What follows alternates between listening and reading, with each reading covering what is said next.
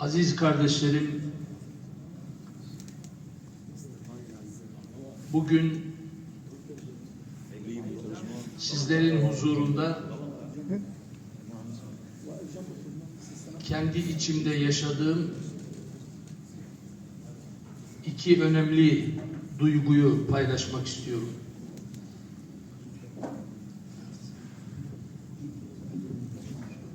Bismillahirrahmanirrahim. Bidayeten eyyuhel ihvel kiram, fadilet Şeyh Abdullah Kilic هو ابن الشيخ حسن أفندي إمام خطيب جامع السلطان سليم واحد من المساجد السبعة العثمانية في إسطنبول وأيضا الشيخ أحمد هو ابن الشيخ محمود أفندي شيخ وقف إسماعيل آغا.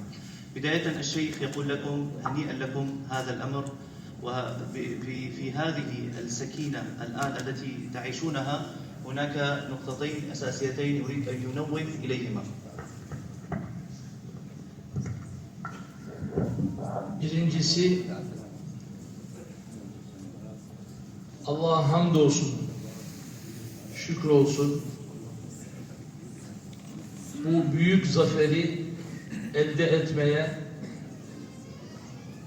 sizleri, özelde sizleri, genelde bütün ümmeti Muhammed'i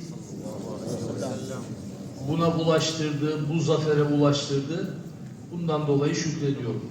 النقطة الأولى أننا يجب علينا أن نحمد الله عز وجل ونشكر الله عز وجل على هذه النعمة الكبيرة وهذا النصر الكبير الذي أكرمنا الله عز وجل بفتح دمشق.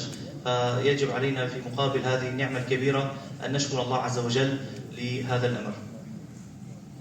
Bu sevinci sizlerle paylaşmak için ve değerli büyüğümüz, üstadımız Üsame Rifai hocamızın da yanında olmak için burada bulunuyoruz.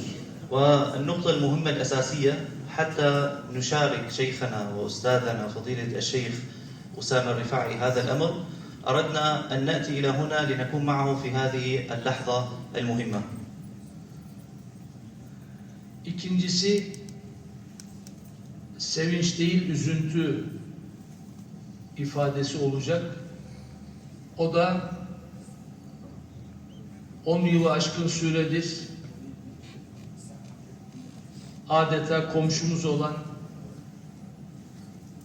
kendisini zaman zaman ziyaret ettiğimiz, zaman zaman da kendisinin büyüklerimizi, başta merhum babamı ve Mahmud Efendi Hazretleri'ni ziyaret eden böyle değerli bir İslam aliminin bizim olduğumuz beldeden, Fatih'ten, mahallemizden ayrılmış olması, bundan dolayı da üzüntülerimi ifade ediyorum. والنقطة الثانية فيما يتعلق ما أنتم الآن تعيشونه من سكينة وفرح، نحن بالنسبة لنا كجماعة الشيخ محمود أفندي الآن يصارعنا أمرين، الفرح والحزن. أنتم لا تستطيعون أن تشعروا بما نشعر به من الحزن، لأن شخصية كفضيلة الشيخ أسامة الرفاعي عايشناه لأكثر من 10 سنوات في إسطنبول في منطقة الفاتح، جاورناه وزرنا كبار العلماء. الآن عندما فتحت دمشق سينتقل إلى دمشق وهو الصديق المقرب لوالدي رحمه الله، والد الشيخ يعني الشيخ حسن أفندي شيخ الجماعة، ومن قبله الصديق المقرب للشيخ محمود أفندي رحمه الله.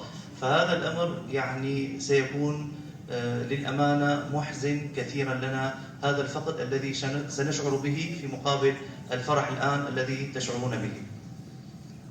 Ancak şu nokta bizi yine sevindiriyor ki inşallah bundan sonra Türkiye ve Suriye halkıyla ve idarecileriyle bir ve beraber olacaklar ve hem bizler hem sizler bundan sonra birbirimize daha çok gidip geleceğiz, beraber olacağız. طبعا الذي يصبرنا بفضل الله عز وجل أننا نأمل إن شاء الله في المرحلة القادمة، والذي إن شاء الله سيكون أن تركيا كدولة وسوريا كدولة الآن أصبح هناك بينهما اللحمة وبين الشعب السوري والشعب التركي. فبمقابل هذا الأمر الذي سيكون إن شاء الله ستكون هناك زيارات متواصلة، وهذا الأمر يسكن علينا ويصبرنا لحزن فراق شيخنا الشيخ أسامة رفاعي. Bizler İsmailer Cemaati olarak her zaman geçmişten bugüne ve bundan sonra Suriye'de ilme, irfana hizmet etmiş başta büyüklerimiz olmak üzere siz değerli Müslüman kardeşlerimizle beraber olduk ve bundan sonra da bu beraberliğimizi güçlendirerek devam ettireceğiz.